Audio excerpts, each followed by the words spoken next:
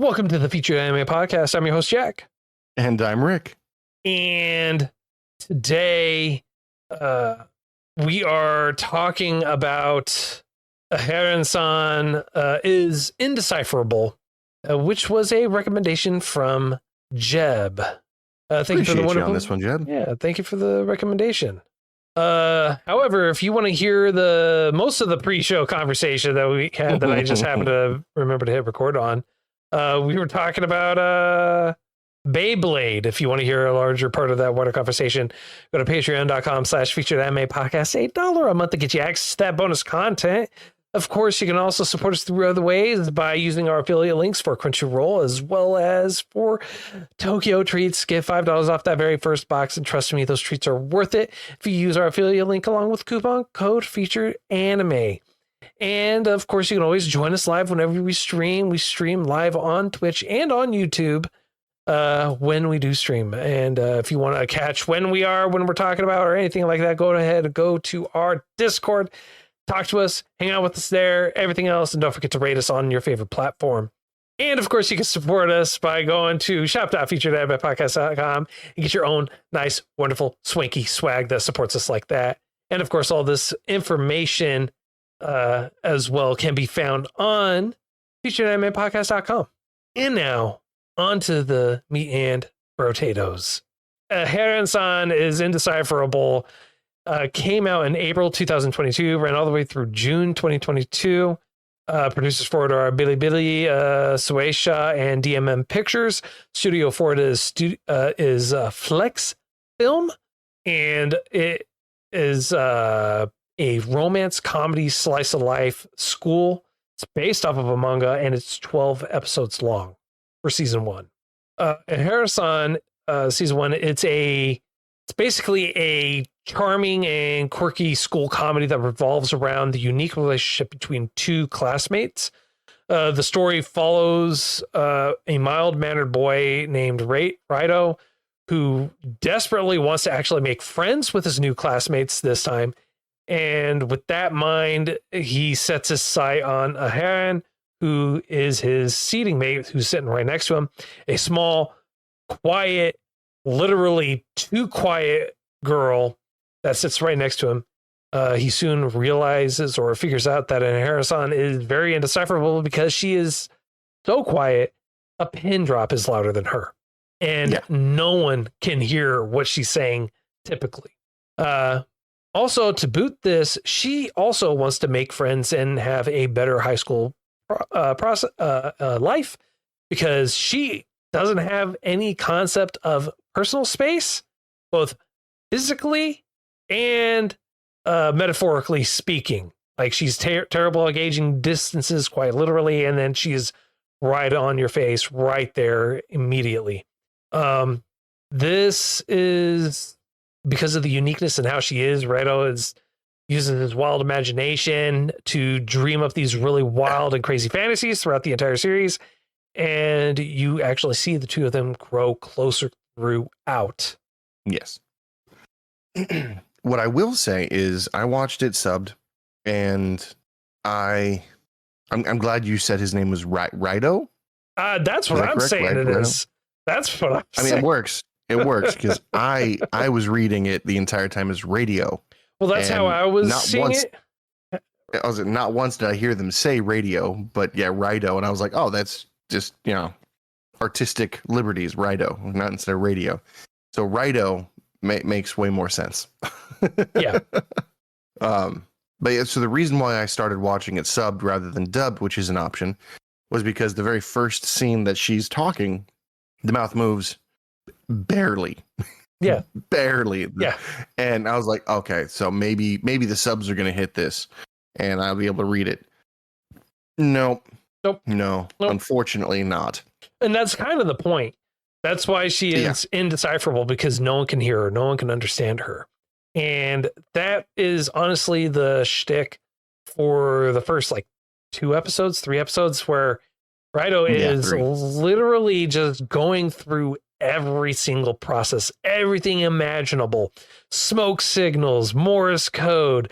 Literally, they run through everything. They run through the whole thing, and she's so quiet and so barely moves her lip. Lip reading didn't work. And so I love that Yeah. he literally wanted to communicate so bad with her. He's like sending arrows for messages and everything else. It's Yeah. just the Well, craziest stuff. I was going to bring that up. So they started passing notes back and forth, right? Explain to me why the bathroom isn't even safe. Because he's there taking a leak. He keeps getting dinged with these notes consistently, constantly, just ding, ding, ding. You're like, what? And I think even when he was swimming, he keeps getting pelted with these paper. And I'm like, he's not even reading it. He initiated the note passing thing, but he's not even reading them because he can't. And it was just hilarious. And eventually, yes, he does get an arrow note, if you will. Although I can't remember if he had to dodge it or if it was just No, it just stuck to his desk. But okay. But the reason why it, like, even the bathroom was acceptable is because they or that goes back to her not being able to understand the concept of personal space, both physically and metaphorically. Like, Yeah, she is but it always wasn't there. just her. The reason why the reason I bring up the bathroom is it's not just her. Later on, we find that she has this giant of a best friend from middle school, and she hit her growth spurt in oh criminy, what's her name? Oh, The main character, the quiet one. Aharen. The Aharen, yeah. Aharen. That is the Aharen. name of the anime. But what's her actual name? They say it like twice or something like that, and it starts with an R. So you're talking about her given her. So you have your given name, and then what would be for us our first name, and it's Reina. Reina. Okay. So the reason why I bring that up is just like Raidos is Shota. His given name, or his what would be his first name is Shota. I missed that completely. I thought Raido was his name, like legitimately. I thought that was his name the whole time. Not his. Wait, it's his first or last name? It'd be his last name. Raido is his last name, just like Aharen is her last name. That is typically how you address each other, unless you are really close friends or really familiar with the people you're talking with. And when you're using their name, and that's why in the animes it's always a big deal or a big issue, is because typically you don't use someone's first name. I don't understand it, but I get it. I should rephrase. I don't personally understand it, but I understand the concept mainly because of anime. So anyway, she has this older friend who also stalks him to make sure that he's a good guy and not taking advantage of her. But she goes to the bathroom stall too. Like he's in there, and you just see her in the background, and you're like, "That's creepy." And it's not the first or second time it happens. It's like like 4 or 5 times, and then they can move away from it, which is nice. It's not that she's older; she's the same age. I thought. Oh, she's just bigger. You're right. She's the same age. She's just bigger. Just bigger, and yeah. But it kind of couples hand in hand with her friend being Aharen, and then you have Oshiro, which is the friend, the very tall friend or whatever, because she's always standing there. And basically, she is a stalker.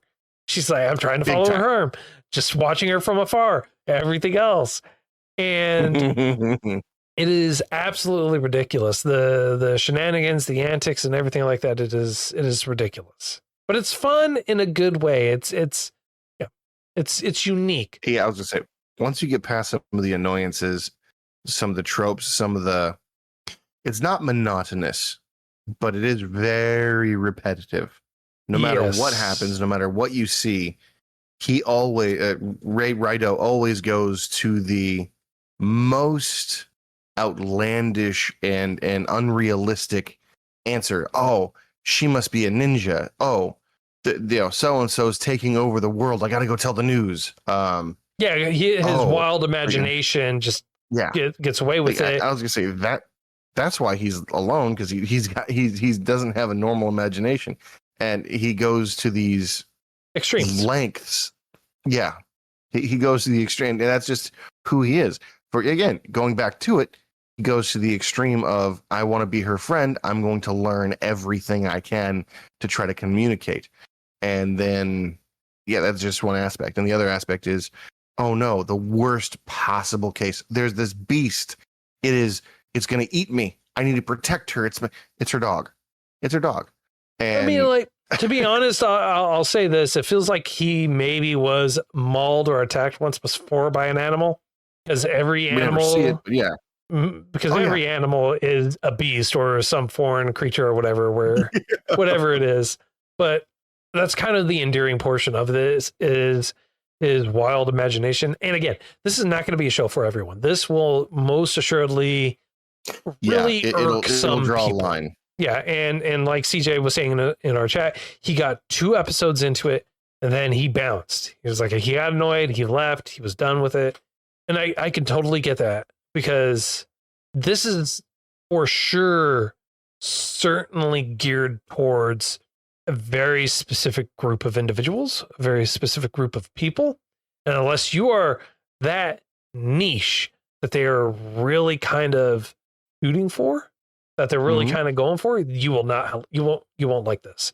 And you have to, basically, you have to like comedy and romance, and it has to be that slice of life, and it has to be that school setting, and it has to be that status quo in terms of like the progression for seeing them grow gradually together, because you see that constant progression. And it's not like, oh, is he or isn't he, will he or won't he, or anything like that. No, there is a very clear, concise, consistent progression for how they grow, how they interact, and everything that they do. And you basically, when you start it, you go, yep, obviously they're going to end up together, or they're obviously going to be closer together, or they're going to eventually get to that point, because almost immediately they have no boundaries out the gate. Yeah. In order, like, he even guesses, and I think he's wrong, but he guesses that the way that she's able to communicate with him, because he can start to hear her, is through bone vibration, bone contact. And her immediate thought is, I'm a headbutt you. Boom. Can you, Verizon, can you hear me now? You know? And again, and I can kind of understand that, like, that's how he's able to hear her, but he's able to hear her even when she's not holding on to him and everything like that. But at that point, his hearing just gets better. He does. It does. But it also, after like the second episode, and they're walking after school with each other or going anywhere, she is always holding on to him, like 100% of the time. Yeah. And so it's like, you know where this is going. Like within the first episode, even, you like, I know where this is going to go. Well, I mean, she said it in the first episode. She goes too hard. She doesn't respect boundaries. She doesn't understand them. And she puts 100% of herself into every friendship she's had. And if you look at her flashbacks, they're all, I want to say, female friends. I don't think she's done it to a guy yet. And he's just the lucky guy that she starts to latch onto, so to speak. And she does this whole cute thing where she'll pull back and be like, I can't, I'm doing something bad. This is not good for either one of us. And he's like, what's going on? And she's like, I like you as a friend, and I don't want you to get tired of me. So I need to take a step back so that I don't make a mistake and drive you away. And then he comes back, the nice guy that he is, and legitimately a nice guy, not like nice guy. You know what I mean? He's legitimately a good person who's good natured and he's consistent enough that he wants to make this friendship work with her, because he was like, I'm going to start with you. And he feels, in my mind, the character feels like a completionist, to the sense of, I'm not going to give up until I'm told to go away. And even then I might not give up completely. Yeah. Not quite to the stalker sense, but yeah, he's not going to give up on a whim. Yeah. He basically exhibits roughly the same traits as her, only you can hear him.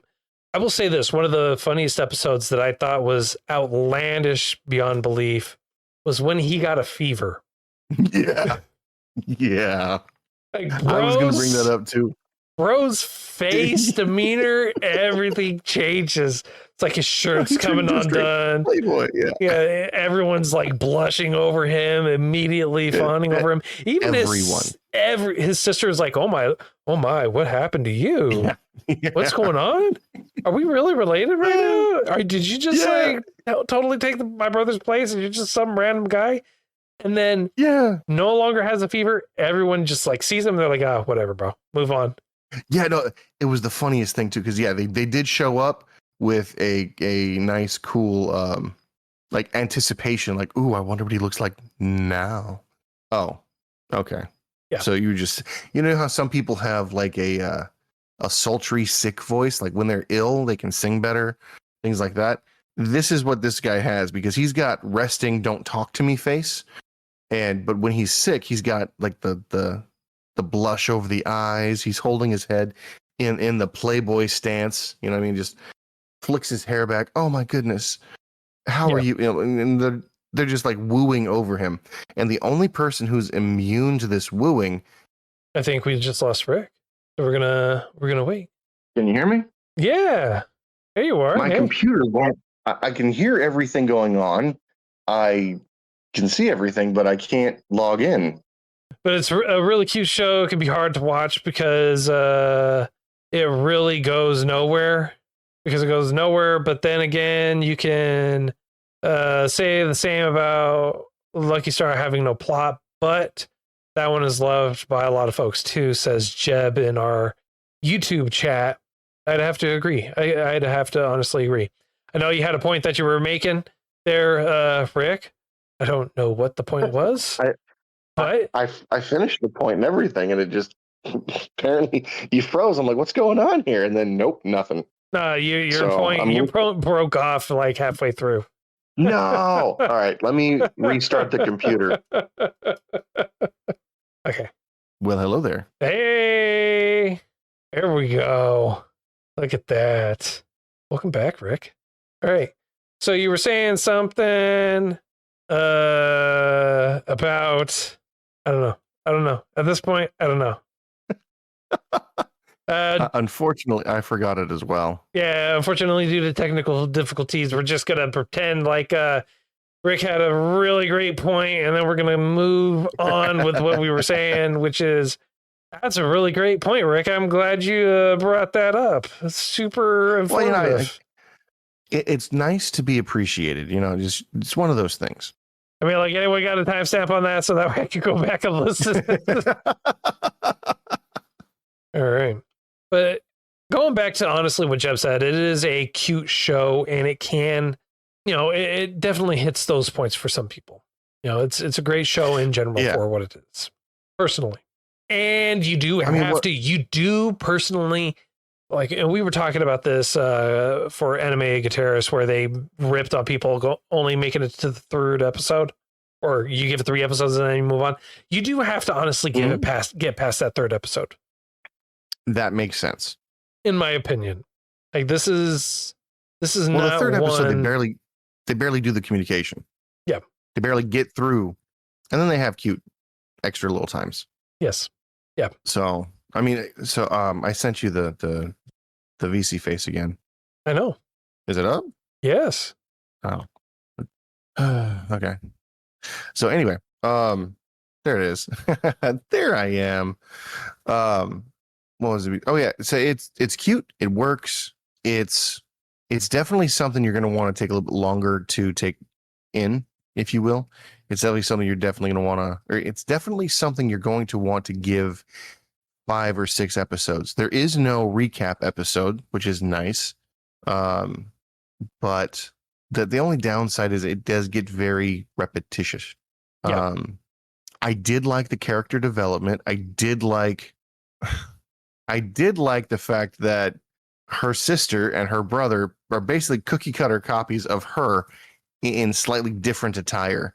And the confusion that happened initially was very funny. And then it really. Well, her sister, her younger sister, her younger brother, her younger sister. Oh, wait, they're both younger. Okay. They're both younger. One's a brother, one's a sister. Mm-hmm. Mm-hmm. The younger sister looks meaner, Yeah. looks older, Yep. and carries around basically a blade that could be used as a katana to cut fish, Mhm. which It's lends surprising. It's good. which lends to his viewpoint of her basically being Uma Thurman from Kill Bill in a time traveling attire. So there you go. Yeah. Now, what I will say is the knife she was using is traditionally used to butcher tuna. And I was like, oh, it looks dangerous. It looks. Well, Ugh. it is dangerous.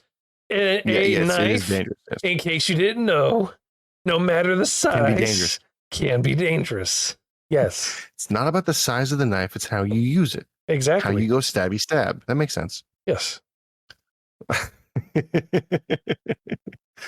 But yeah, she's very. I think they're all quiet in their own way. They're all unique in their own way. And honestly, one of the things I have to say, one of the more gratifying things about this whole show, about the series itself, is, in my personal opinion, the progression that you see Aharen have with Raido. Because it even though, she immediately goes hard, she finally has someone that is not put off by her, that is totally willing to work with her or just just go along with her antics or anything else and just not worry about it and just have a good time or worry about whatever it is she's doing or the fact that she's in his grill. And you see that progression. And so when he does actually meet the younger sister and goes to the house, and you see that little viewpoint where because Aharen was sick, and you see her grab onto his shirt and just like kind of hold on to him. That was like a very touching moment where I feel like it really kind of tipped, where she came to the realization for her own feelings at that point, because she's like, I feel comfortable, I feel safe, I feel cared for. He doesn't make me feel bad about my antics or anything like that. He just has fun and does all the stuff with me. He doesn't have an issue going out there and doing all this other stuff. And that progression, that point of the story, I feel like was a very pivotal moment for it. And not just for her, but for him. And for him, it's a little bit more of a slow burn at that point. Oh, yeah. As well. But I don't think he realizes it's a burn until it's too late. Yeah. And it is very well done. It was very well done. It didn't feel forced. No, not at all. Yeah. It was for sure one of those moments where it was ideal. Now, I hear there's a season 2. There is. That's what we're watching next week. Oh, there's that. I sent you a text about it. Yes, you did. I'm trying to be spontaneous and joyous and oh wow, that makes total sense. But no, you had to remember, like, I already told you. Stop lying. I already told you. Exactly. Okay. Exactly. Because I talked about it I'm trying to, before you showed up, or our wonderful patrons and the people that were already here heard me say that we are watching this next week. I said, I also said, I was like, I don't know if Rick showed up, but this is what we're doing next week. And then we're going to be, I even said what we were going to be watching after season 2. Oh, nice. Super far in advance. Yeah. So all you Patreon listeners, you know exactly what to expect. Junji Ito season 2. What? Yeah, that's what we're watching after season 2. Yeah, and then there's a movie. Not. And then there's a movie. We're going to be watching Junji Ito season 2 and the movie. Oh, absolutely not. Yeah, that's after those next 2. Oh, I think he goes. I'm having Discord issues. Oh no. I think. I don't know. I think he's going all in at that point with the snails, and they're going to be bigger, better. My problem is I didn't immediately recognize what that was, so I just looked it up, and guess what came up? Snails. Yeah. Blah, blah, blah. I mean, it is. Oh, I don't know what's worse: seeing them vomit all those snails, or thinking of all the slime that's still stuck in your throat after. Disgusting. Why? I thought you loved me. I do. I thought you liked me a little bit. That's why we're going to be watching season 3 and 4 as well after we're done with the movie in season 2. Oh, dear Lord. And then we're going to read through the series. And then we're going to have and then we're going to have a special celebration just for his birthday. Now, I don't believe I don't believe in wanton violence, but explosives are nice. And I've got a few that will make my computer be ineligible for repair. So unfortunately, I might have to miss that. I'm not saying I will. I'm not planning on it. But if it happens, I'm truly sorry that I won't be able to see season 4 of Jinju Ito and the movie. Don't worry. Somehow we'll send you the Blu-ray high definition copies. In fact, we'll just come. Oh no, there goes my Xbox and Bluetooth players. No. Oh, could you imagine? Oh no, I don't have internet anymore. What will I do?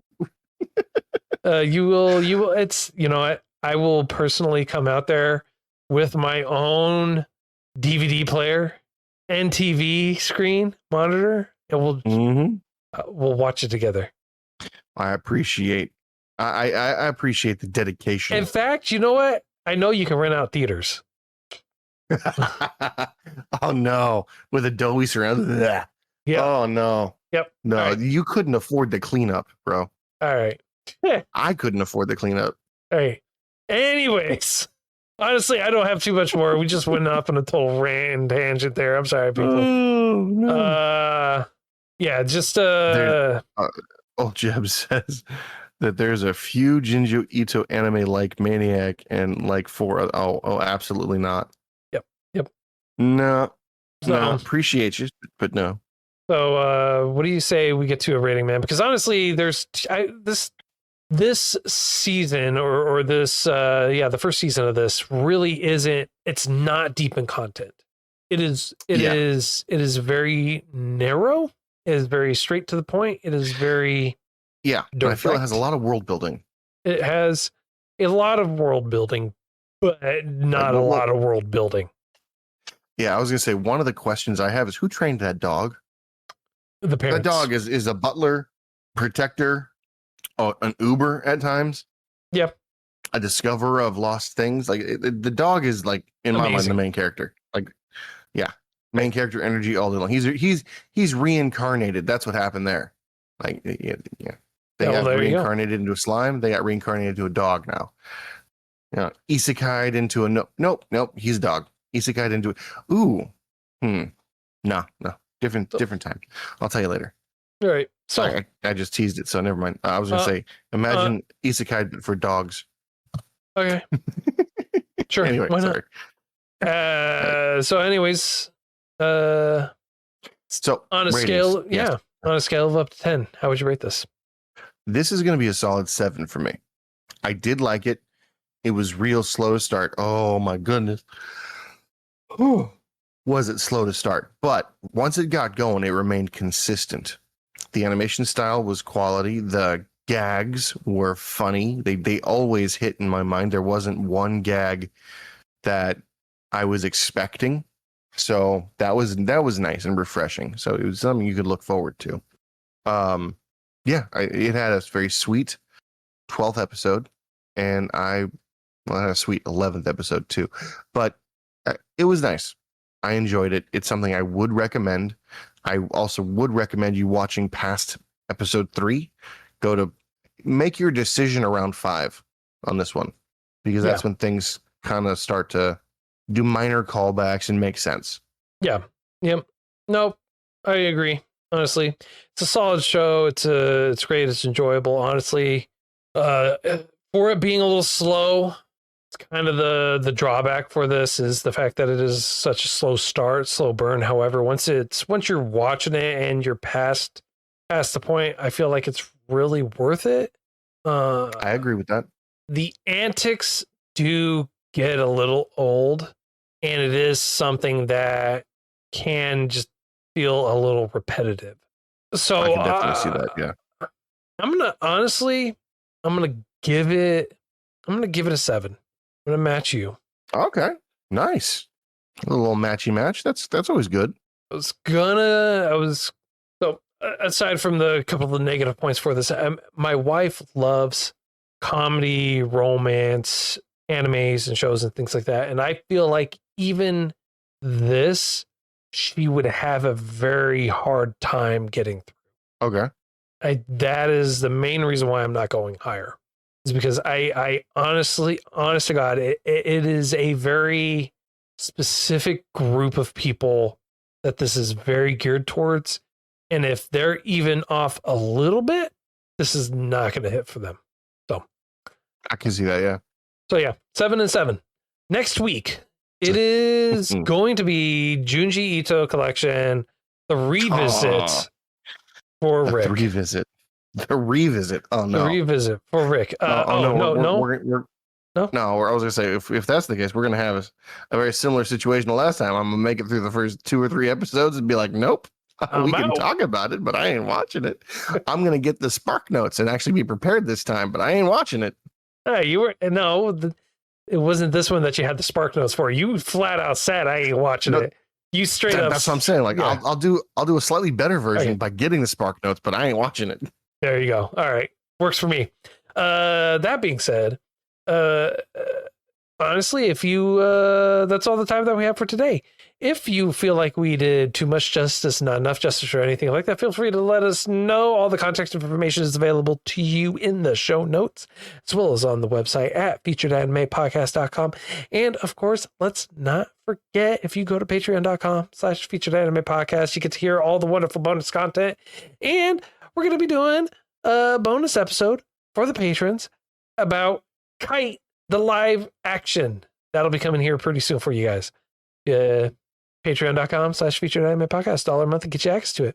And until next time, I'm Jack. I'm Rick. And we'll see you next time when we don't watch Jinju Ito and instead we watch season 2. Exactly. Later.